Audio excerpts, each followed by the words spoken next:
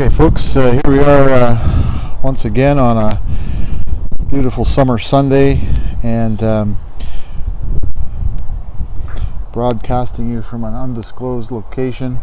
Only get to do that a couple more times, and then we'll be back in church. And won't that be boring? But anyway, you get to guess where we are.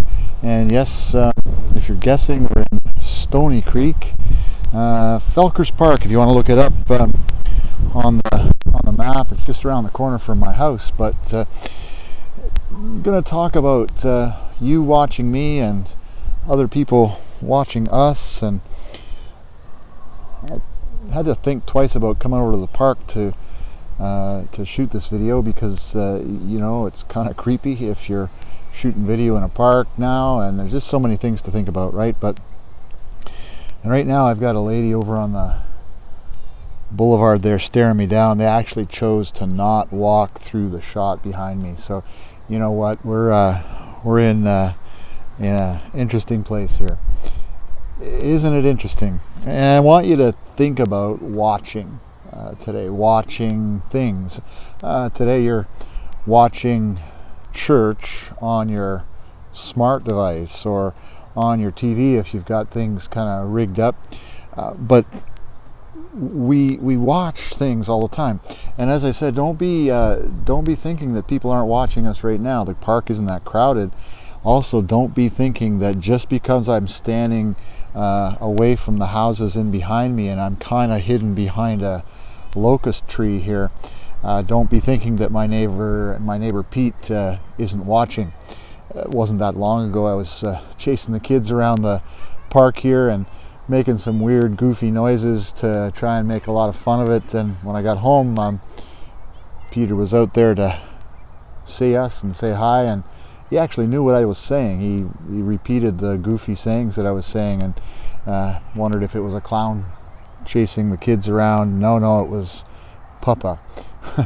We're being watched all the time, and we're watching all the time. And in fact, we've kind of cycled more to watching than reading in a lot of ways. And subscribe to my YouTube channel. You'll see a couple interesting things there. But and that's where the sermons are held. But watching versus being watched is some interesting things.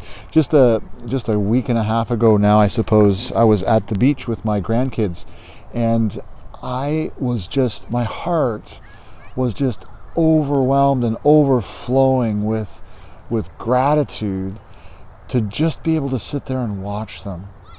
They're playing in the sand, and if you're watching this morning, Vera and Riley and Ellie, it was just a joy. It was just a joy to be there, to just be there as a family, just hanging out and watching each other. It's such an amazing thing to watch your grandkids, isn't it? I don't know if you've ever been watched for other reasons. I, as you know, worked in a jail for a long time, and there were people in the jail that were being watched for various reasons. Some of them were on suicide watch. What a horrible thing. But others are being watched to make sure that while they were there, information wasn't being passed to and fro. Others were being watched because they were under surveillance and they thought perhaps there was something that they might have brought into the institution. Oh my goodness, what a world. Not so long ago, and again, some of you know that I do a bit of safety training, safety teaching, and it wasn't a long time ago that it was announced that there was going to be cameras installed in all of our classrooms so that those activities could be watched, and if there was an issue in a classroom, a violent or harassment issue, that the cameras would be there to be able to watch. I didn't really enjoy that because I'd seen people being watched, and I had a bit of a problem with being watched as I taught that class. I suppose you could think about being I could get uptight about being watched as I preach. Do you remember that? Have you ever had to give a sermon on a Sunday and the butterflies, they're still there? Have you ever had to give a speech. Remember back in high school when you had to do that speech and you had little recipe cards and you flipped them and one of them dropped, and the anticipation of being watched as you shared that speech in front of your classmates. For some of us, it was just an undoing. It was a life-changing event that we'd rather not repeat. That was me. I really didn't enjoy being in front of the public eye. Still don't, actually. Strangely, God has gifted me to be able to stand here and not get all bent out of shape. I suppose the one person in our family who doesn't like being watched while she talks is my wife. You're probably not going to hear a lot of sermons from her, but you'll hear a lot of things from her in the background. There's not very many sermons that I share that don't get passed by her first for her application. Her ability to apply things is amazing, but you know what? She doesn't like being watched. The world is watching, and we're going to look at that in a few moments. But if you've got your Bible handy, I want you to go and grab it, and I want you to turn open to 1 Peter chapter 2, and we're going to look at just two verses this morning, verse 11 and verse 12. And in these two verses, Peter moves from all the things he's been telling us in the first chapter and a half of 1 Peter about who we are and how God sees us and our position before Him and what Christ has done for you. There is no better doctrinal teaching about Jesus' resurrection and your redemption than 1 Peter chapter 1 and half of chapter 2. It just goes so deep and so applicable to you and I every single day of our lives, every breath we take. We've looked at our souls, we've looked at our minds, we've looked at how we relate to that resurrection event that sometimes, I'm sad to say, we celebrate without a lot of thought on Easter Sunday. He goes from there and takes almost a 90-degree turn in the road and begins to discuss how do we apply these things. The subtitle in the New King James Version says living before or in front of the world. But let's dig into to verse 11 in chapter 2 of 1 Peter. It says this, "Beloved, I beg you, as sojourners and pilgrims, abstain from fleshly lusts which war against your soul." Now, I don't know how you deal with reading verses like that. I know that sometimes when I get into that sort of heavy language that sort of digs real deep, I am able to somehow flip a switch in my brain that says, oh well, yeah, that's not me, fleshly lusts that war against the soul. Oh, come on. But I want us to just leave the switch on, leave the light on for just a moment as we look at this passage. He begins with this word beloved. The NIV translates that word, I believe, as dear friends. I think it goes deeper than that. The picture that I believe Peter is trying to express to us here is the picture of a loving parent, a father, a mother, who is moving towards their adult child who has messed up big time. I've seen it. I've watched it. And I don't want to spend a lot of time at the jail in my talks, but I've seen it there. I've seen it in homes where the young adult, the late teen, has taken the family car, had a little too much to drink, which is anything is too much when you're a teen, racked up the family car, and in that moment someone lost their life and they found themselves being house arrested.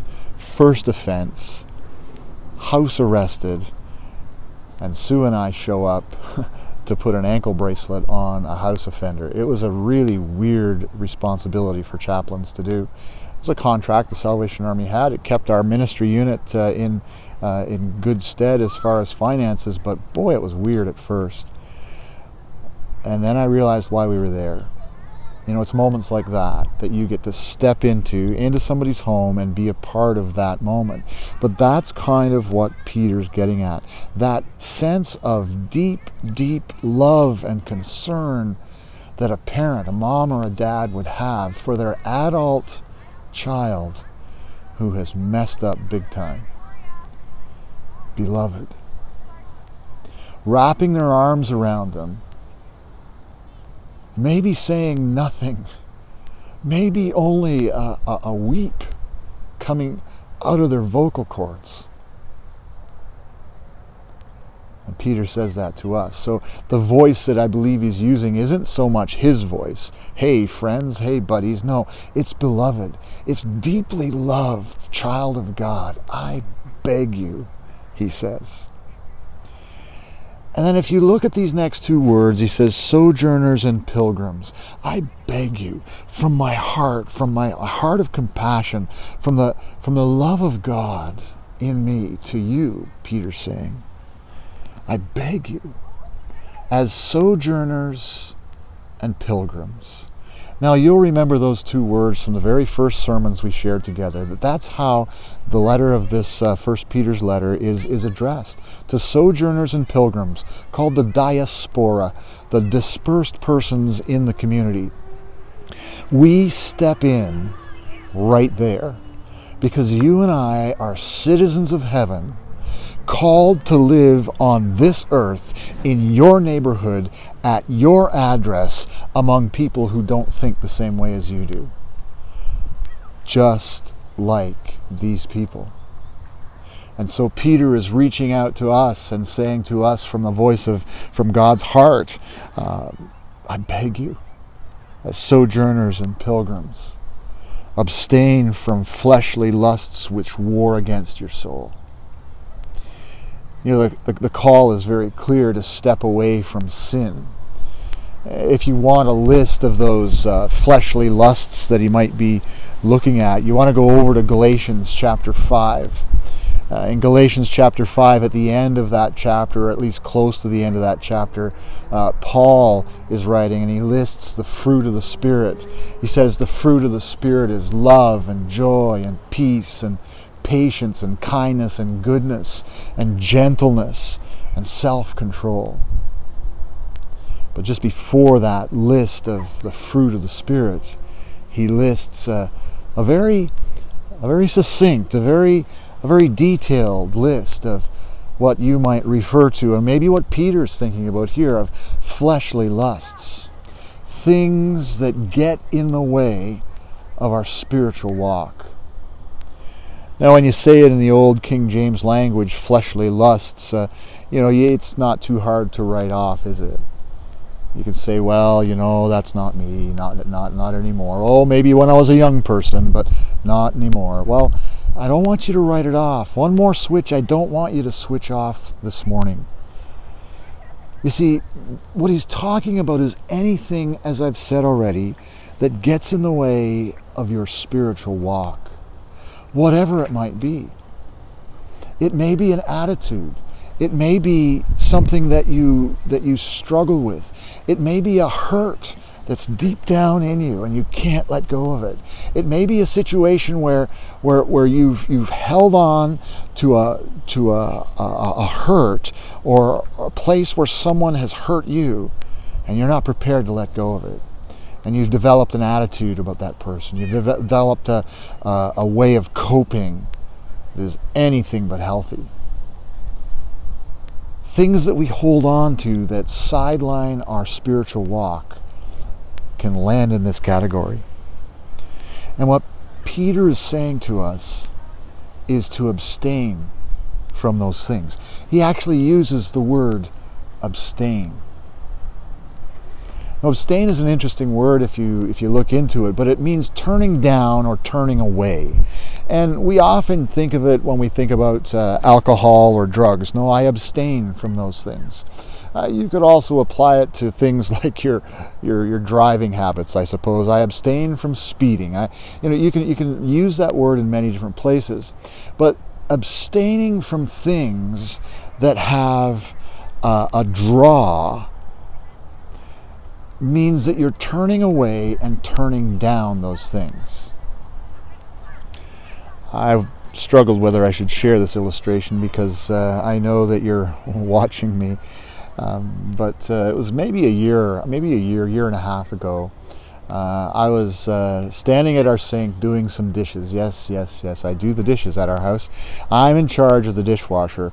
I load it, I don't unload it, and Sue doesn't like that. She'd rather I did both, but usually I'm kind of off and about and busy and doing things, so she gets the job of unloading. But my job is making sure those dishes go in there, they get cleaned, the buttons get pressed. I'm all in charge. I'm all over that. I was cleaning up some dishes one night, and you also know that I've got some electrical background. I'm an electrician too, but that said, I'm always paying attention to the lights. And if there's a flickery light, I can't stand that, and that's just a hang-up of mine, I suppose.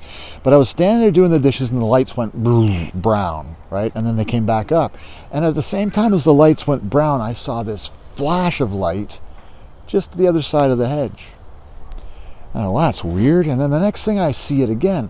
Lights go brown almost out. And this big flash from in behind the hedge. And the lights came back up. And I thought, that's strange. And so I thought, well, and then it stopped. And I went outside to see what was going on. I looked at the side of our house and everything seemed to be fine. But I looked across the way. And the two young people that had purchased the house just across the corner from us were outside, and they were some kind of upset. And that's where the flash of light had come from. So I walked over and I said, hey, how you doing? I'm Brad from over there. And I said, well, we don't know what's going on. We got this electrical flash and the lights are out in our house. We don't know what in the world's happened. And I said, well, hey, what? It's a big night. I'm an electrician, so maybe I can just help you understand what's going on. I didn't have to go into their house. I could see from the smoke stain on the side of their house that there'd been some issue at the meter, and so I simply suggested, maybe you better call Hydro and go in and shut the main breaker off in your house. So that's what they did, and it was over. And the lights were dark over there all night. Next morning, we saw the Hydro people come, and things got straightened out. But that evening, they came to our house. I didn't know it was them, actually, because it was dark, and they banged on the door, and they wanted to thank me for coming over and just giving them a bit of reassurance, and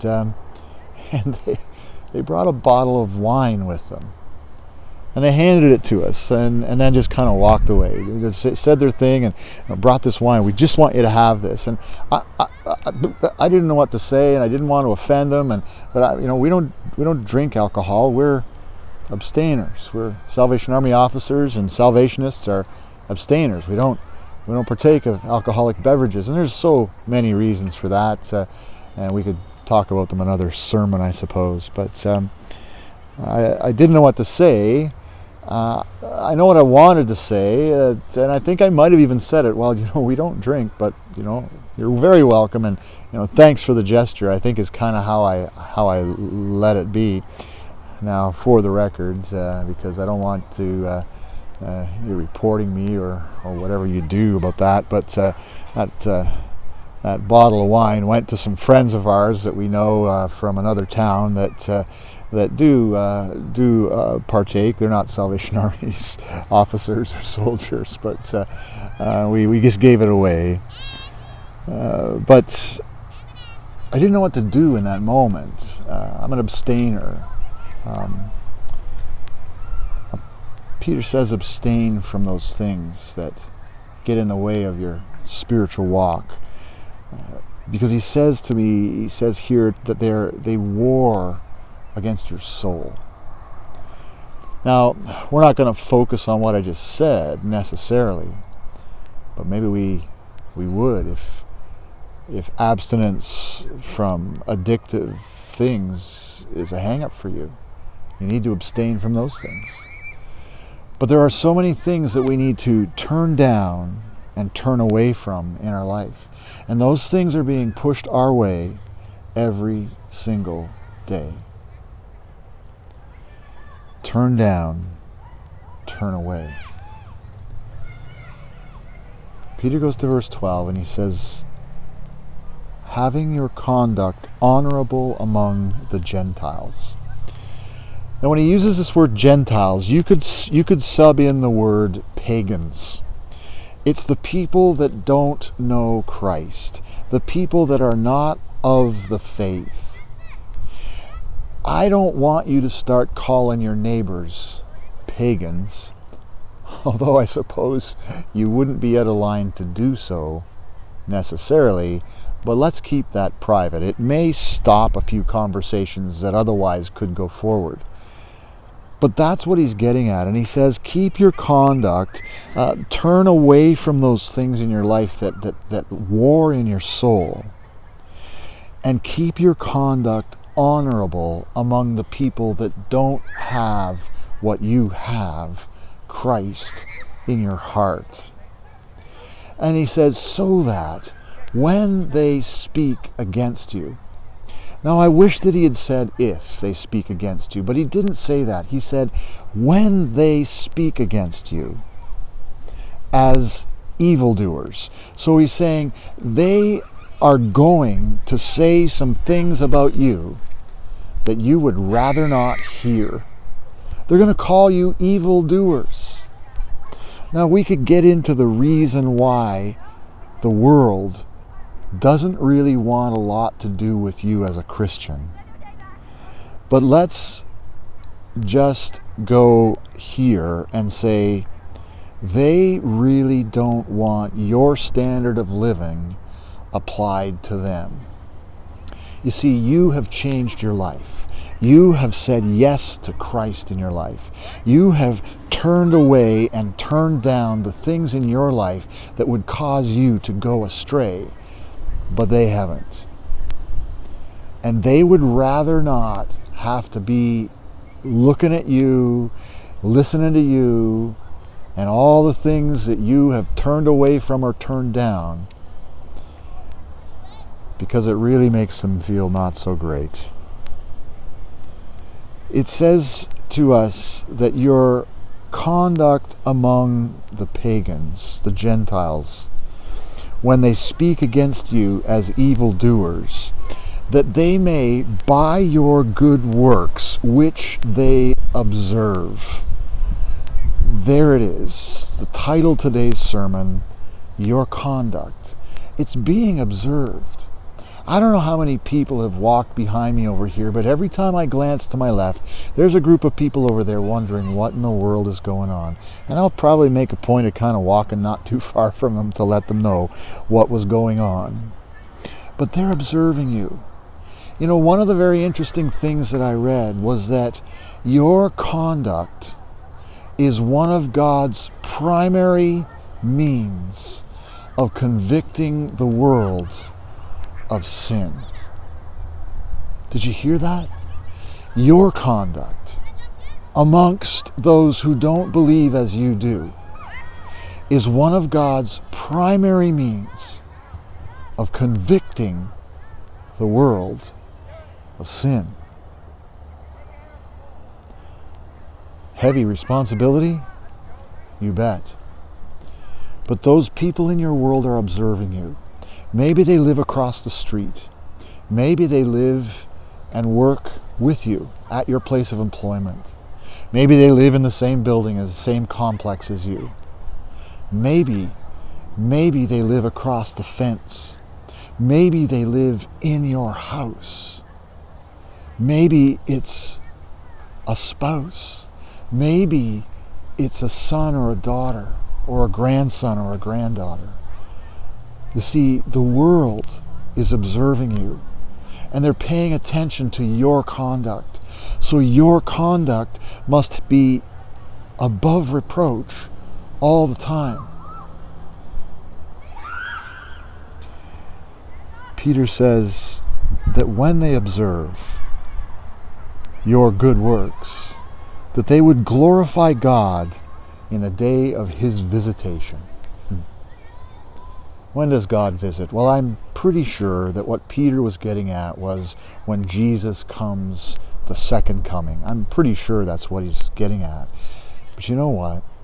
I don't want you to forget that sometimes God visits those who don't know him at the strangest and most opportune times. Think about it. when the people that live around you, the people that work around you, that don't know Christ, encounter tough times, when they encounter crisis, when they come to a crossroads in their life where things have not gone at all the way they'd planned them. Sometimes for them, that is the day of God's visitation. And in that moment, they know they need to turn somewhere, but they don't know where to turn. And in that moment, you are the person whose conduct they've been observing, who are as a sojourner and a pilgrim, who has turned away, abstained from those things in your life that would cause you to not have a solid soul in Jesus. They look to you. You, free from those things. They look to you, who in the midst of crisis have shown them that in your freedom in Christ, you are able to follow Him and not follow the ways of the world, not go off the tracks. Friends, the world is watching, and God is with you. And He wants that your life would be the primary means, the primary means of support when those people who don't know Him find their life has gone sideways. And it happens, doesn't it? So friends, beloved, I beg you, as pilgrims and sojourners, people who have been planted right where you are for the reason of being a light in a dark place, turn away from the things that would war in your soul. Turn to Christ in these moments. Remember that the world needs you. Your neighbors need you. The people in your world need you, because they will encounter things in their lives. And let's remember, in the last 18 months, have encountered situations in their lives that have turned them and our world upside down. Will you keep your eyes fixed on Jesus? Will you keep your soul in a place where it's not following things or allowing things that could cause you to go off the tracks? God needs you. God's desire is that your life would be a light in a dark place. God bless you, each one.